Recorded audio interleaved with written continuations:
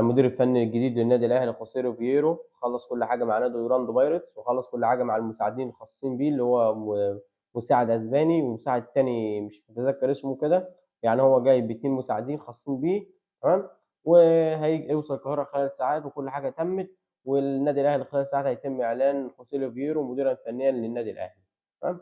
في أخبار طلعت إن أول ما طلب خوسيه فييرو تعاقد مع موبيكين لاعب أورلاندو بايرتس اللي هو كان بيدربه سابقًا يعني قبل كده تمام. النادي الأهلي شايف إن هو صعب يتعاقد معاه بسبب إن هو ياخد عدد أجانب، وإن هو برضه مش هياخد فرصة مشاركة بسبب إن هو أصلًا بيلعب مكان تريزيجيه، تريزيجيه هييجي لك في أول الموسم الجديد، فهو صعب إن هو يشارك مكان تريزيجيه، وكمان أشرف بن شرقي بيجيد اللعب في المركز دوّة، فهو صعب جدًا إن النادي الأهلي يجيبه.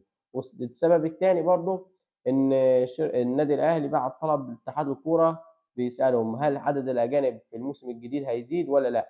ولو عدد الأجانب مش هيزيد بالنسبة لفترة كأس العالم الاستثنائية فترة الصفقات هتبقى برضه نفس الصفقات اللي هي 5 صفقات أجانب، والّا هتبقى منفتحة زي باقي الفرق اللي هتشارك في كأس العالم للأندية؟